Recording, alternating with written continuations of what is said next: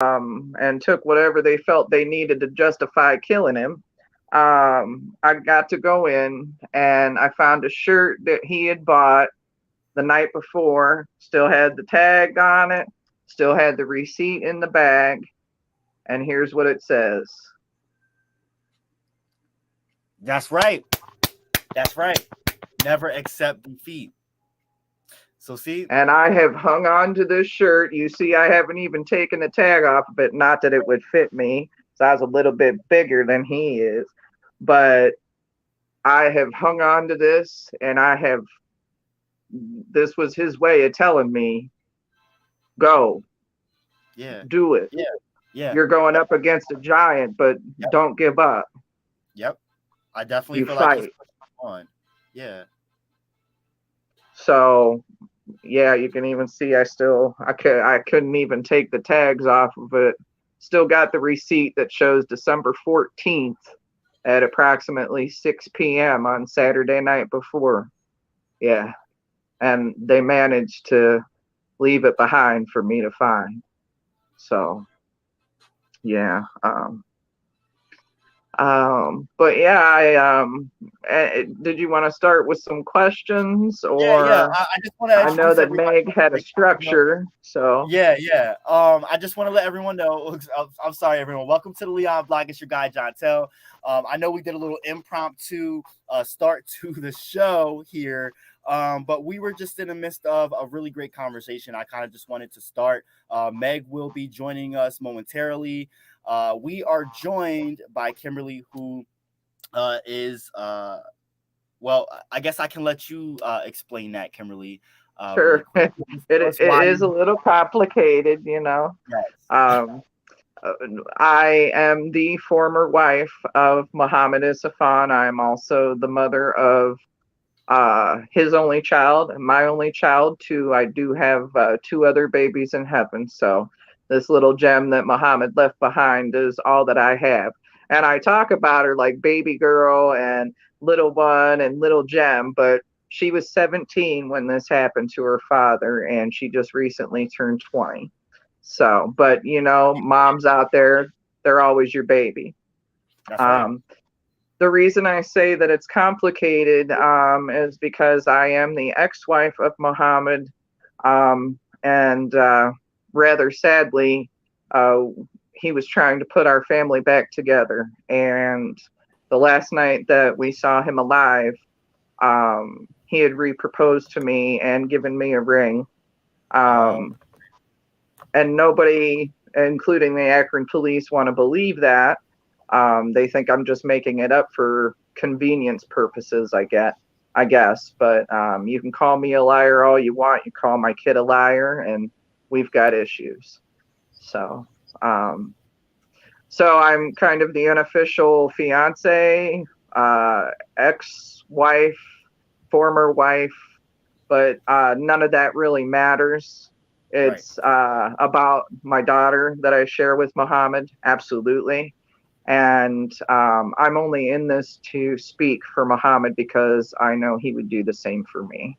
So, So we were right before we started the show, we were talking about how uh Muhammad actually just kind of sends you subtle signs that he's here, and that he wants you to keep fighting for his life and the lives of others that have been lost due to police brutality. Meg, thank you for joining us. Welcome to the show, Meg, our beloved co-host.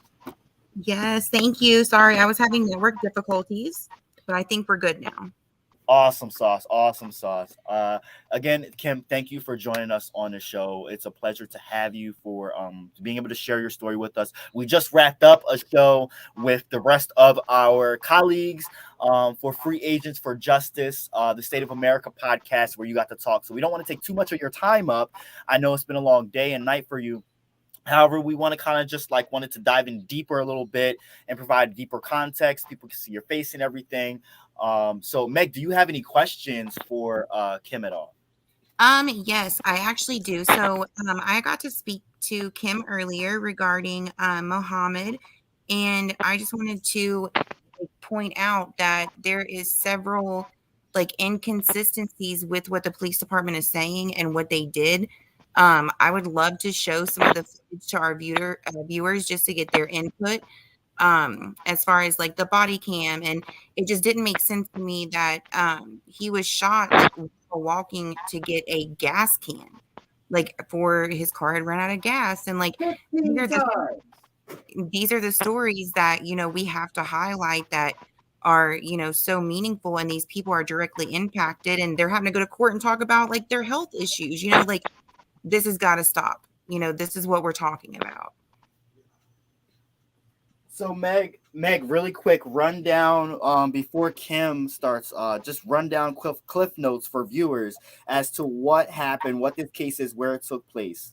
Yes. So, Muhammad, you said December 15th, correct, Kim? 2019? Yes, December 15th, 2019. If you watch my live from yesterday, I mistakenly said December 25th. But yes, it was December 15th, Okay. 2019, And on Britton Road in Akron. And he was 3 houses away from his home. Correct. His car had ran out of gas, and so he was walking to obtain a gas can from inside of his home. That's whenever I guess a passerby or something had called the police. They stated that there was the car was just parked on the side of the road, and he was walking. And so, I mean, this is not illegal. He's doing something that we as citizens, have the right to do every single day, walk down the side of the road. And unfortunately, the police pulled up. They're stating that because they were special investigators, like detectives, they weren't required to wear body cam, but they had the body cam on. No, I'm sorry. That the body cam footage came from another officer once they arrived on scene, correct? They did. The 2 officers actually weren't even detectives. I like to call them like a Paul Blart that day because basically they were called special duty officers, and their special duty that day was to monitor a senior citizens high-rise building on a Sunday morning at 8:30, 9 a.m.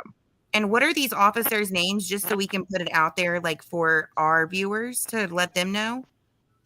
I've gotten in trouble for mentioning their names before, but bravely, the first. If you want to, you can message it to me just to protect yourself. No. Are you sure? Their names are a matter of public record. They need to stop threatening me for using their names. Oh, right. Yeah, 100%. So I'm tired of living, under this shadow. It's time to bust them out. So the first one, his name is Matthew Akers. Last name is spelled A, K as in Kimberly, E, R as in Robert, S. Akers, Akers. The other one is Jamie, and it's a male, Jamie. Last name is Ray, and it's spelled R-E-A. Okay, gotcha. And so these 2 officers pulled up on Muhammad now granted, he had been going to the gun range, so he was dressed in full camo, but it wasn't just regular camo. It was camo that was like the color I said in the podcast earlier, like Prince purple. And within seconds again of them pulling up, they shoot and kill him. I mean, this was within a minute that this took place. Yes.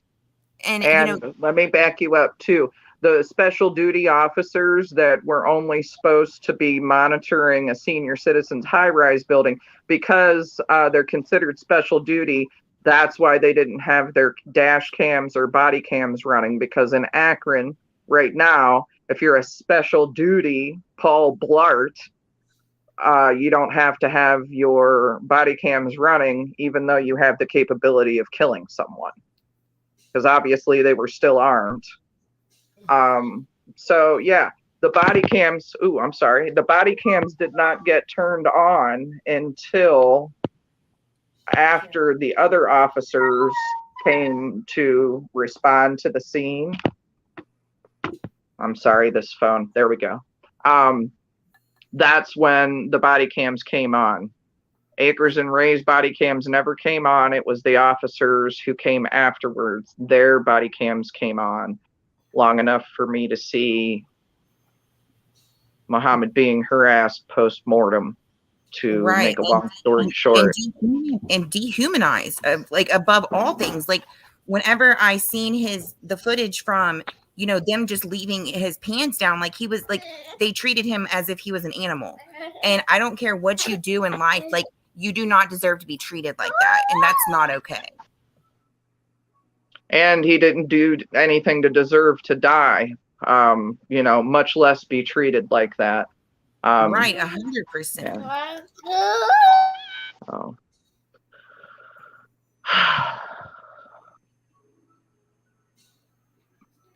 I'm sorry. No, it's okay. This is like I mentioned to you before, like connection is key. We don't want to overwhelm anyone, but sometimes it is humanity, and seeing the humanity in others is what breeds that compassion. So it's just riding that fine line. Like we don't want to trigger you or have you go too deep into things, but sometimes the benefit of people seeing you hurt or you grieving and what you're going through is for the purpose of preventing someone else from going through what you're going through, what you're dealing with. People learning from your experience. And again, we thank you for coming on and just sharing with us your experience. I know, Megan, I know that it's not easy. Right, 100%. And just but it's important. It's very important to turn that pain into power. And so this is, this is for him, and this is for his legacy, for his memory, and for your daughter, that her daughter, her father was not a killer. He did not commit any heinous crimes that, he deserved a life sentence. And, this is definitely, it has to stop. Akron has got to stop killing people. And we have to find out more about Tango 22, what they're about, and how to get them stopped, because this is not okay. Yeah, so first of all, Tango 22 all over Ohio. This, I don't know how many cases since Jalen Walker alone I have heard about, from Columbus to Cleveland to Akron to Lima. It's all over. It's not just one city. It's not just one town. It is all over Ohio. Something has got to change. We need to sound the alarms on Ohio in general. I can't even count at this point how many people have come to me about different situations. A storm is brewing. Specifically. Yes. Oh yeah, without a doubt. A storm is brewing. And what's so bad and sad to say is that Ohio has a third party investigation, special investigations for the state. I feel like that is not being done. They're not, they're not doing anything because these people are being excessively overkilled. 15 shots to one person's body, that is ridiculous. For, Jalen Walker, 40 some shots. I'm sure there's others, like Donovan Lewis. Like, this has just been within the past 3 years, time span. Like, when is enough going to be enough? And these lives, like, they deserve to have, a voice to them. Definitely. So I definitely appreciate all of you. You've all kind of taken Muhammad's case and my daughter and I under your wing, and especially the past couple of days, it's just been phenomenal. It's been like a big, huge bang. I've constantly been on the phone and, in chats and in videos, and, as surprised as most people are to hear, today is the first day, 1,008 days after they took him, that I've been in a podcast. And that is not from my own choice. Today is the first day that I have been offered the opportunity to speak in any kind of podcast anywhere today. Well, you are so fearless, and we are so proud of you, and we are welcome. We support you in any way, shape, or form that we can.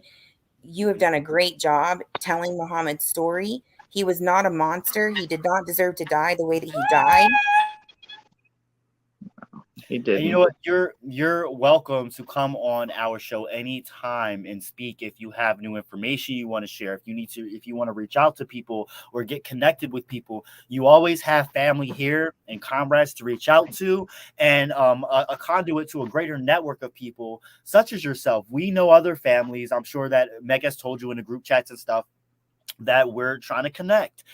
So you have a bigger, broader network of people at your disposal. And the Leon Block here, the Leon Block Independent Media is a conduit. We are the epitome of media. Media is us. It's up to us to inform the masses of the things that we all are going through that we don't talk about enough with one another. So again, we can't thank you enough for coming on the show. Is there anything specific that you want to talk about? Anything else that you want to run down before we kind of wrap it up for you? Actually, no, just to save time. I did do a live video on my Facebook page.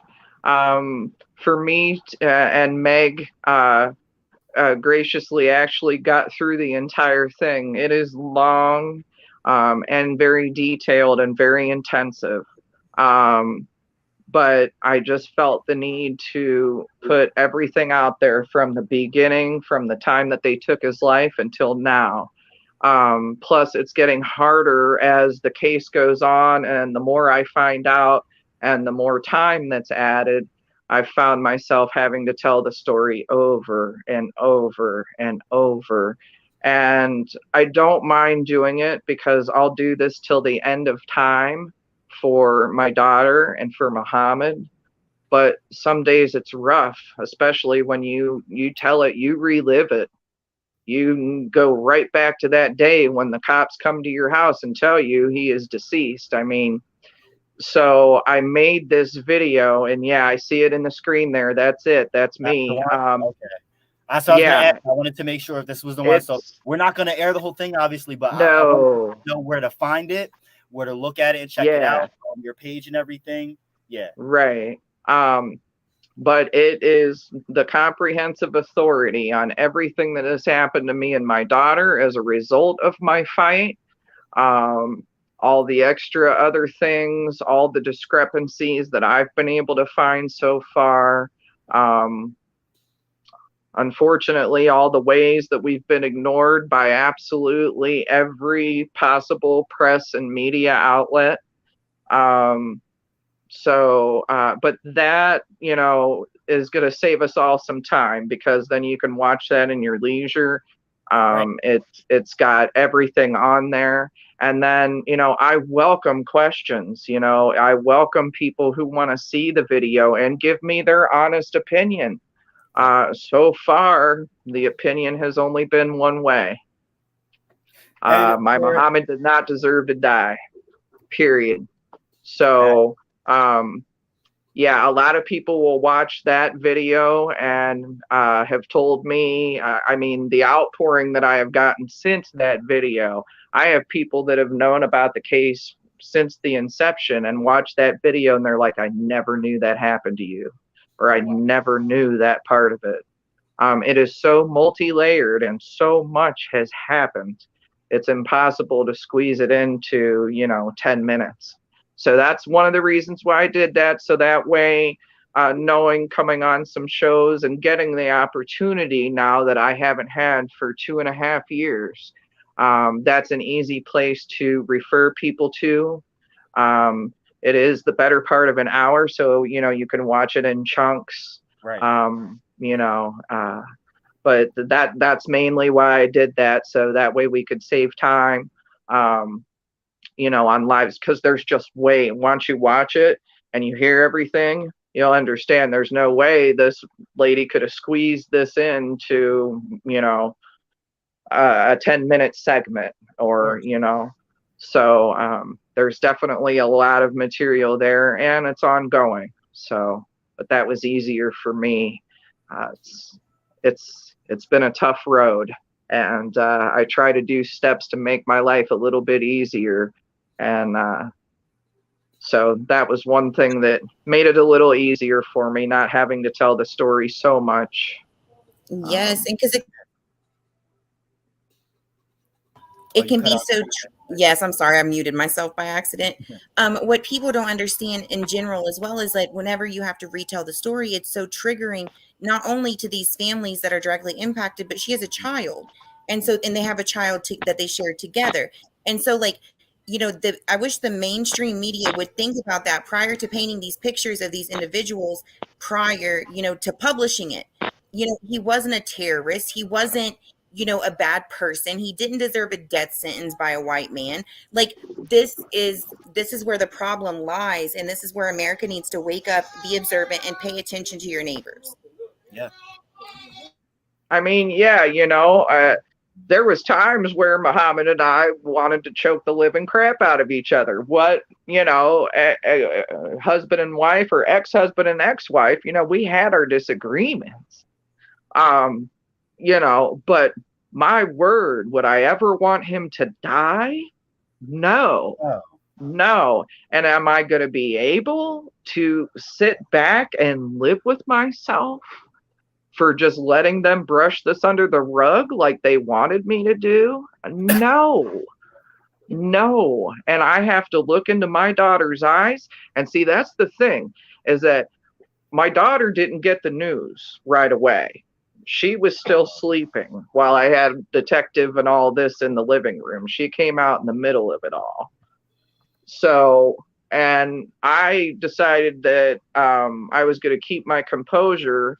And if you get to hear my interview where they came and notified us, once they told me he was definitely gone, it was silence. I didn't say a word. I wanted to flip out, of course, but I knew that it wasn't about me, and that I had my baby girl in the other room that I was going to have to be strong for. So I didn't drop a tear. I didn't flip out on this lady, nothing. And I let my daughter come out, and I wanted to see what she felt, because I know what I felt. I know my Muhammad better than anybody. He was with me longer than he was with his parents overseas. I know my Muhammad. And I thought, no, I'm going to wait. My daughter is very intuitive, and she is her father's daughter all the way. Uber intelligent. I mean, sick intelligent sometimes. Nice. And as soon as they left, she says, Mom, something ain't right here. Mm-hmm. This doesn't feel right, Mom. I said, do you want to do something about it? Because Mom is just the woman to do it. You will not do this. Mom will do it for you. You should not have to do this. Mom is willing and capable. But I'll make you a promise. If we start, we're going to finish. We're not going to give up. Your mom's not going to give up. And I never have. 1,008 days, all being ignored, no media, no press, still fighting. And there's no choice. Even if I didn't have her, I in my fiber as a being, I wouldn't be able to just sit back and just let them have this. Me as a person myself, I just, no, you're not going to do this to me and mine. Mm-mm. So there was really no question for me. I knew what I was going to do anyway. But when baby girl came to me and kind of backed me up on those feelings, and I said, Mama will do this. All I need is you. And she said, yeah, I hate it. But yeah, go, Mom. Go. And that's what I've done. Y'all aren't alone in this, just so you know. There are many others that feel exactly what you're feeling. So just please keep that in mind. For ways that people can connect with you, if there's anyone out there watching that may have any further information, if there's anyone out there watching that wants to connect with Kimberly and provide or watch the video too. Or watch the video that, yes. I'm a dinosaur. And I'm not very tech savvy. So really the only way to get me is on Facebook. But I have the different spelling of my name. So it's Kimberly with an Lee at the end. and then Vaughn, V as in Victor, Aughn. Right now, I've got a picture of me in the 80s. Yep, there you go. That's me right there with the Justice for Muhammad on a trash dumpster in Akron. That's about the notoriety that I get. So there you have it. Please feel free to connect with me on there. You can either message me or friend me. I also have a private group on there. It's called Purple Rain J4M for Justice for Muhammad.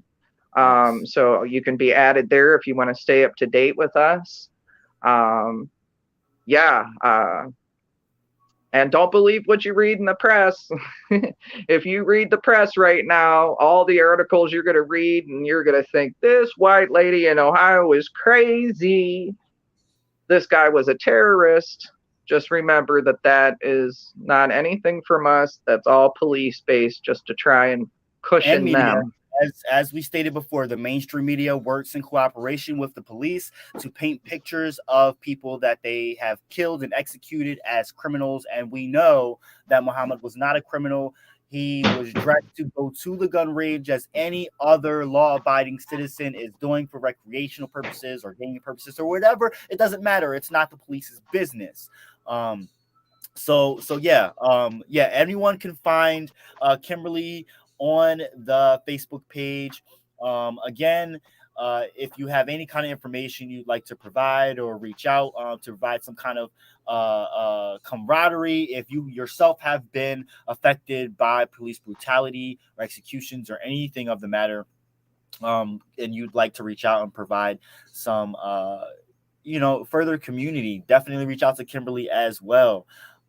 Tammy, you are so right. The media is owned by the ruling class. So they paint the narrative and they do everything that they can to paint us poor people, disenfranchised people as criminals or whatever they can do to keep these classes separated. Kimberly, I want to thank you again for joining us tonight and, taking the time, the emotional space to be here. It is a pleasure. And hopefully we can have you on again at some point to talk more. We will be following the case and situation closely, and Meg and I will be re-airing that live to provide commentary for viewers to watch along with some pictures. So do not worry. We're going to follow this case some more and keep close tabs on it. Thank you so much for joining the show. Is there anything you would like to say really quick before we hop off? Thank you so much for the opportunity to be here.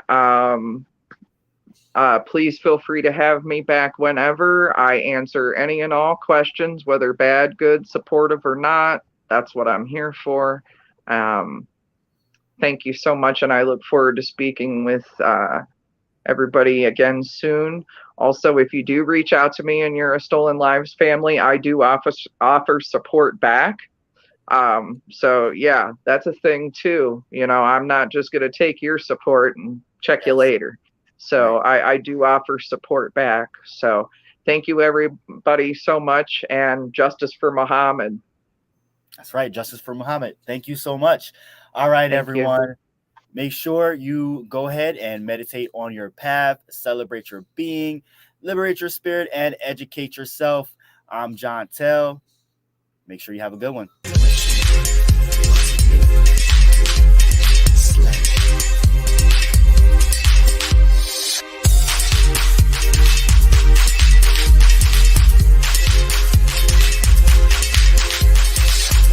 You, I am, me, then and now. I am spirit, I am life. Followed by many, I follow none. I lead none, I walk together as one. One body, one life, one now, one mind. One being, one soul, one eye, one whole. I am spirit, I am life.